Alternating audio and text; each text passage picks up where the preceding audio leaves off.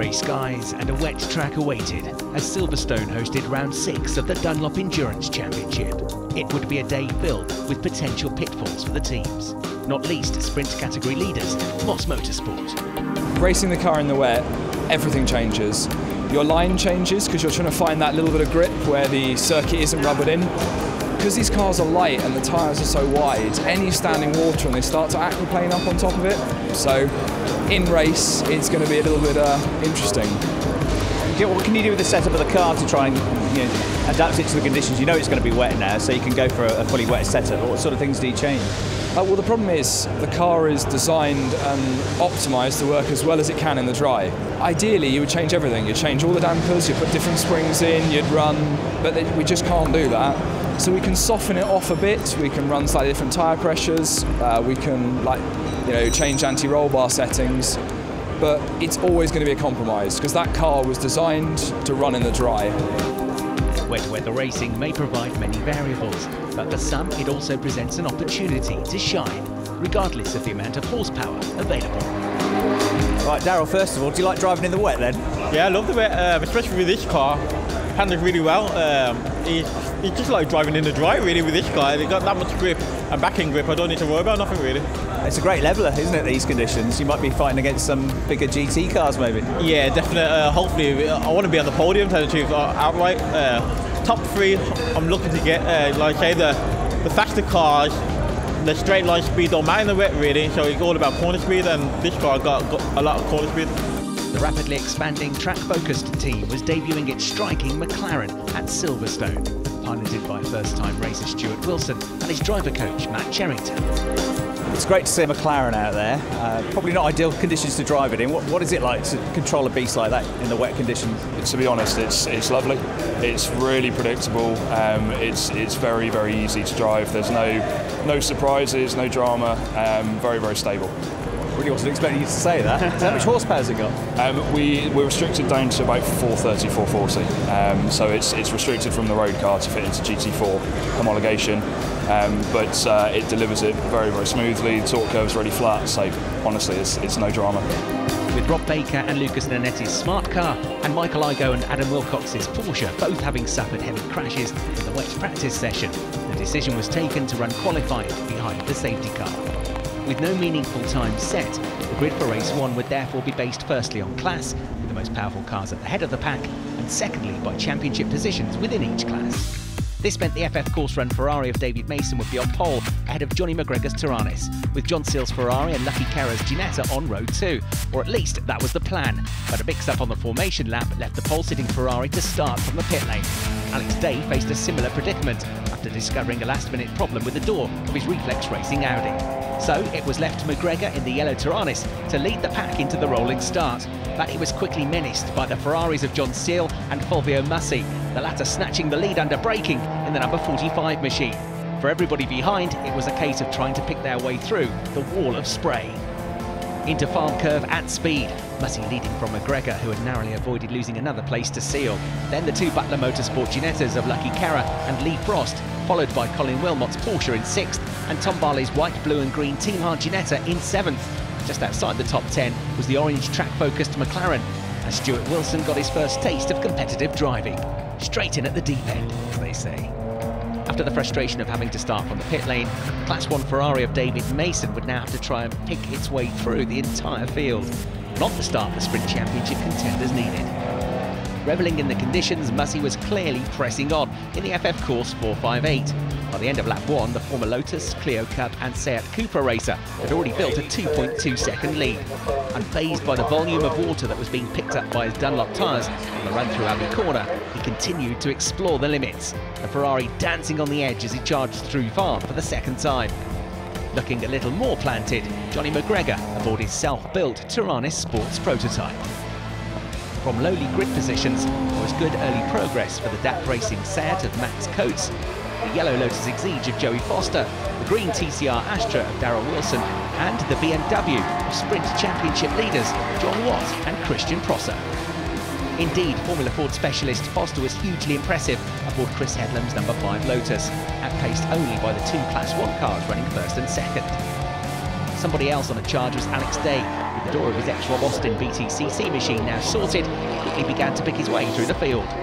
Fellow pit lane starter David Mason was making more steady progress in the Ferrari, but was now ahead of the sole remaining Class 5 car in the field, and in Napier's Lotus Elise, and the immaculate Porsche Cayman at the hands of Canadian driver Farid Ali, run by local outfit Newbridge Motorsport. And with the conditions spreading the field out more than normal, it wouldn't be long before those cars would be coming up to be lapped by the race leaders. Massey extending his lead in the Ferrari, but only half a second quicker this time around as McGregor started to build speed in the GT3 spec Tyrrell. The best battle on track was for fourth place, with BMW production graduates Lucky Cara and Lee Frost running nose to tail and often side by side in their G55s, both drivers in their first season of GT racing. Another Ginetta going well was the Team Hard machine of Tom Barley in his Class 3 machine, having finished third in last year's Endurance Championship alongside teammate Simon Rudd in what was their maiden season of Britcar. The duo were once again in real contention for this year's title. But for now, his main concern was fending off the flying Ross McEwen for the Class 3 lead. Meanwhile, Joey Foster was challenging for the Class 4 lead, the Lotus successfully down the inside of the DAT Racing Seat, and just behind the Green Astra of Darrell Wilson was now third in class, but being closed down by the Top With Motorsport Ginetta of Ed Moore and Marmaduke Hall. 6 minutes into the 50-minute race, and the impressive Massey continued to extend his lead. His Class 2 Ferrari almost 6 seconds clear of the Class 1 Tyrrell of McGregor, which in turn was now 15 seconds ahead of John Seale's third-placed Ferrari. Further back, Kerr and Frost remained inseparable in the battle for fourth place overall, and moreover the final podium position in Class 2, with Frost having another big luck down the inside into Abbey. There was no doubt being spurred on by the fact that a green and black missile was getting bigger and bigger in his mirrors. Richard Neely's BMW catching the two Ginettas at a rate of 2 seconds per lap. For a moment, Darrell Wilson appeared to be out on his own, until you realised that there was a Ginetta hidden right behind him in the spray. The rapid Ed Moore ready to pounce for a Class 4 podium after a luckless 2018 season. Midway into the race, and the leaders were now dealing with traffic on a regular basis, a contributing factor as McGregor halved the gap and was now within 3 seconds of Massey. Having a bright yellow car, perhaps no bad thing on a day like this. Much easier for back markers to spot in their mirrors. With several frontrunners having already made their mandatory stops, Richard Neary was now up to third, but with Ross McEwen fourth in his KTM. While 1 lap down on the leaders, Colin Wilmot's Porsche and Tom Harley's Ginetta ran together in 5th and 6th. After punching well above his weight by running as high as third, Joey Foster handed the orbital Sound Lotus over to Chris Headlam as another impressive Class 4 car, Top With Motorsport's Ginetta, came in for its stop. One of the first to pit had been solo driver Lee Frost, just 11 minutes into the race, a strategy he hoped would begin to pay off soon. But the earliest stop had come from the number 7 Ferrari, David Mason handing over to Ross Wiley after just 5 minutes. 2 laps down, but now the fastest car on track. One of their big rivals for the Sprint Class Championship, Moss Motorsport, were running 4th in class. Into the second half of proceedings, the track-focused KTM of Alton Park and Snetterton winners Sean Cooper and Mike McCullum was into the top 10 and chasing the Team Hard Ginetta for a potential Class 3 victory, while class leader and teammate Ross McEwen was in the pits to make way for his father Sandy after a storming drive. Pierce Reed had been quietly but effectively making his way up the order, the Butler Motorsport BMW pushing for an overall top 10 and up to third in Class 4, having overtaken Oliver Wilmot, who was now aboard Darrell Wilson's Astra. 5th in Class 4, catching both of them, and drifting through the corners was Alex Day in the Audi. A terrific effort after starting the race from the pit lane, from where the ABBA Commercials BMW was about to rejoin in the top 6, and Sam Neary taking over from Dad Richard. As for the race lead, that was still held by the number 45 Ferrari, with Britcar newcomer Ronnie Garrick having just replaced Fulvio Massey. Coming up to lap the CTR Alphatune Seat, Garrick moved offline, but as he hit the brakes for Abbey, he came across standing water and the Ferrari aquaplane snapped into oversteer and rear-ended the pit wall, veering across the path of the Seat and heading backwards into the gravel. And with the number 55 JMH Ferrari, now helmed by pro driver Jamie Stanley, having already dispatched Ben Sharich in the Tyrrell, this car was about to move into the lead. Ross Wiley had also found a way past the Tyrrell, was now poised to pick up second place, while Sharich, with only a few races worth of experience behind the wheel of a 7-litre, 550 brake horsepower machine, was about to move back into the top 3, whilst holding the lead within the endurance category. So a sad sight as the stricken FF Course Ferrari was recovered back to safety at Abbey. leading sprint class 4 and in 5th place overall was Sam Neary. His dad Richard, a multiple winner this season in the team's other car, the AMG Mercedes. Having avoided the spinning Ronnie Garrick, John Clonis was running 5th in sprint class 4 with the CTR Altitude Seat. Hoist to lap him was Chris Headlam in 6th place. The Yellow Lotus was now being shadowed by Lee Frost's Ginetta, which was back out to 7th. Running 8th and leading class 3, Sandy McEwen, but this spin at Club Corner would cost him valuable time. As for the Sprint Championship leaders, it had been a solid race for Moss Motorsport, with John Watts and Christian Prosser on course for 4th in class. But a difficult day so far for the Endurance Championship leaders, Sarah Moore and Matt Greenwood running 18th in a car which has regularly been found in the top 10 this season.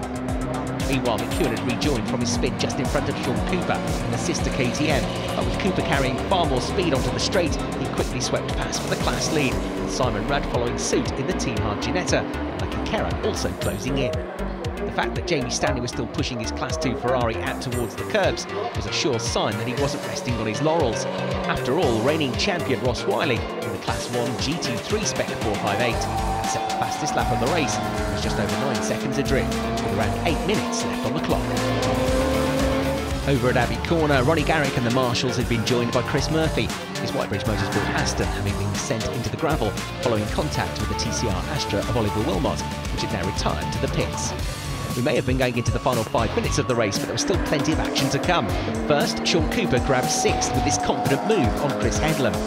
Importantly, he'd also just put himself up to 2nd within the endurance category. Nonetheless, for Chris Headlam and Joey Foster, 7th place would be an outstanding result in one of the less powerful cars on track. And it was even closer just behind in the battle for 8th, the Class 4 Seat of Guy Colclough, trading places on more than one occasion with the Class 2 Ginetta and Lucky Kerr. Just a few seconds back, the Marmaduke Hall Edmore Ginetta rounded out the top 10. Running just outside the top 10 was Alex Day, having worked his way through the field in Sherman, the Reflex Racing prepared Audi A4. He was coming up to lap the Skiset Wengen Team Merlin Porsche, which Colin Wilmot had earlier taken into the top 6, but which had now dropped back, with novice racer Adrian Lingy doing his best to survive the testing conditions. They cleared the Porsche and everything seemed under control, but suddenly the car hit that standing water, and in the blink of an eye the Audi was pitched into the pit wall and dizzying multiple spins as Day became nothing more than a passenger. Cruel luck with just minutes to go as Abbey claimed yet another victim.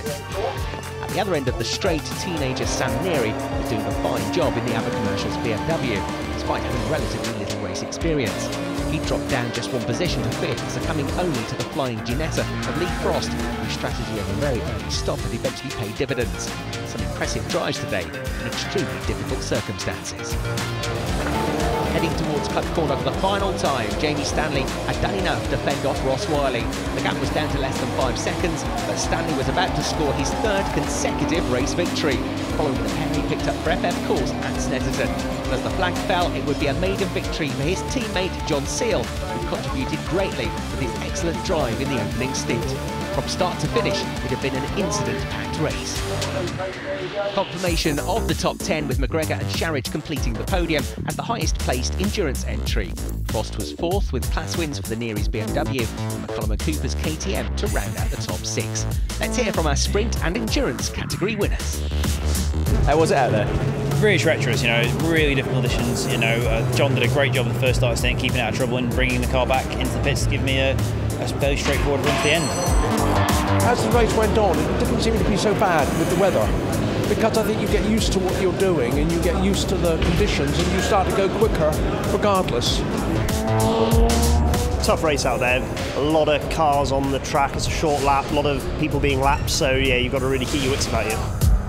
The spray is the biggest problem really, because especially down the Hanger Straight, if you come up behind a couple of cars, you literally can't see the cars at all, despite them having the rain lights on and all the rest of it when you go into the braking zone. So particularly if they're slower, you don't know how much slower they are, so you've really got to be aware of what's going on.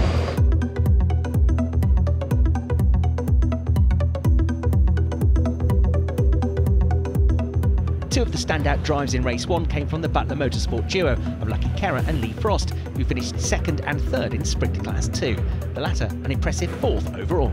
I pitted early and I got out of the way of all the spray, and it worked well at the end then because I was clear. Me and Lucky were battling and we were slowing each other up. So I thought we'd get out of the way, let Lucky get on with it, and then, yeah, that was the plan. Alex Day had been pushing for a top 10 finish until standing water caught him out with just a few laps to go. Oh, the car was unbelievable. The team was set up so well. A little bit of problem in practice, it was all over the place, but no, I managed to crack down on the setup and, yeah, worked marvellously. And then got a moment, a couple of minutes before the end of the race. What happened? I was overtaking the Porsche down the main straight. I was offline. They just aquaplaned and there was no saving it. While the Audi would be back out, the damage sustained by the Astra of Darrell Wilson and Oliver Wilmot following its late race collision would prove too substantial to fix in time for race 2. Likewise, the FF Corse Ferrari of Fulvio Mussi and Ronnie Garrick, which had crashed out of the lead in race 1, and so too the race 1 winning JMH Automotive Ferrari of John Seal and Jamie Stanley, broken brake caliper, the cause of their withdrawal. Due to a weather delay in the morning, race 2, normally extended to a 2-hour race for the endurance class entries, would be restricted to the sprint class duration of 50 minutes for everyone.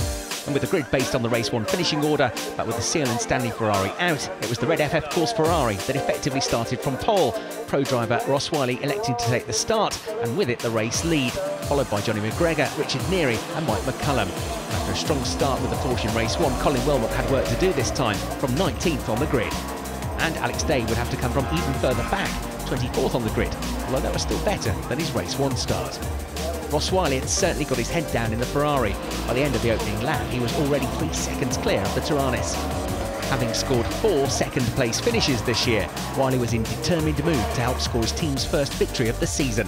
McGregor would need to stay as close as he could during this stint, and then hope that second driver Ben Sharridge would have enough speed and time to reel in Wiley's teammate, Mason. Richard Neary had made 3rd place his own, while the 2-track focused KTMs duelled for 4th, Ross McEwen getting past Mike McCullum at the start of lap 10, having come from 12th on the grid. That move was also for the Class 3 lead, but with a long way to go, a championship challenge to think about, and the rapid Sean Cooper still to come, McCullum wasn't about to hit the panic button.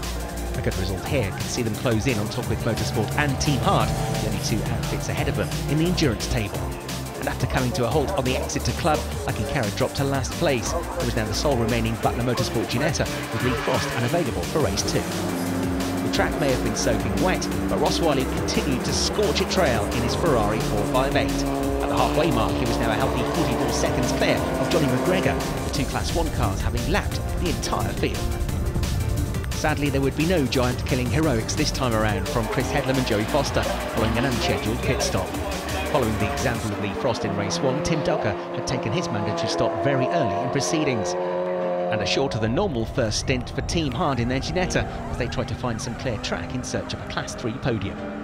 Having run in the top 10 in race 1 until his BMW retired with just a couple of laps to go, P.S. Reid had been another to take his stop within the first 20 minutes of the race. Having just about been caught by the KTM, Richard Neary headed for the pits in his BMW, while Ross McEwen lapped his team's McLaren, which had finished a credible 14th in what had been Stuart Wilson's first ever race. McEwen was, at least temporarily, up to 3rd overall, and would later be awarded Britcar Driver of the Day for his efforts aboard the Batmobile-like KTM Crossbow. In from the Class 4 lead, the Neary BMW, but as an invitation entry they were ineligible to score points, so importantly Sprint Championship leaders John Watts and Christian Prosser, second in class, were on course for maximum points. Following up far behind them were the Class 4 Seats of Chris Bentley and Guy Colclough, the 3 of them running 8th, 9th and 10th overall. 30 minutes into the race and the 2nd place Tyrrhenus was already in for its stop as the race-leading Ferrari cruised into the pits for its driver change. Ross Wiley having built a 52-second advantage for his teammate to defend. Now back on track, the Apple Commercials BMW of Sam Neary had been caught by Sean Cooper with the 262 KTM in what would effectively be the battle for 4th place once all of the pit stops were complete. The track-focused team boss getting close with the title line out of club, but Neary quickly closed the door as they powered their way onto the international pit straight. It was now a wet but drying track. There was more frustration for Alex Day, a stop-go penalty for a pit stop infringement.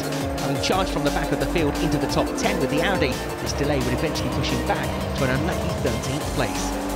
Clio Cup front-runner Max Coates now aboard. The 99 Seat was now ahead of the yellow and orange CTR Altitude entry, and battling hard for 9th place with the Ginetta of Lucky Carra, who was recovering well from his early race delay. Into the final 10 minutes, David Mason was driving superbly, the 79-year-old veteran keeping his lead advantage to Ben Sharridge's Tyrrhenus at just over 20 seconds. Sharich was keeping up the pressure, closing at 2 seconds per lap, but the fastest man on track was Joey Foster in the other yellow machine, the Orbital Sam's Lotus, albeit laps down. Sam Neary had succumbed to Sean Cooper, but had passed Sandy McEwen in the other KTM, so was still on course for an excellent 4th place, as well as a Class 4 win, though he needed to stay focused because the Butler Motorsport BMW of Pierce Reed was catching fast, only 10 seconds adrift. Ahead of him on track, but 1 lap behind, was the Endurance Championship leading Ginetta of Matt Greenwood and Sarah Moore, again struggling down in 17th place. No late spins for Sandy McEwen this time around, as he did a good job to stay in the top 6 overall. It would also mean a 1-2 finish for Track Focused within Class 3. Behind, a lively squabble for 7th between Tom Barley in the Ginetta and John Watt in the BMW, both running in different classes and both fighting for separate championship titles, with Watt still on course for maximum points despite being 3rd in class, thanks to the non-championship status of the BMWs of Neary and Reed that were both ahead of him. With just minutes remaining, the greasy track caught out Lucky Kerrer, who suffered this spin as he tried to lay down 350 brake horsepower coming out of Club Corner. He would recover to finish 11th. Meanwhile, Max Coates had been sucked in to make it a 3-way battle for 7th as they all ran together through Abbey Corner. Ahead of them, ahead of everybody, it was former Britcar champion David Mason who would steer the FF Course Ferrari home to a first victory of 2018. Despite having many wins between them, the result also marked a first ever victory for Mason and Wiley as a driver pairing. Their winning margin in the end, just over 11 seconds to the Mac G Racing Taranis of McGregor and Sharich.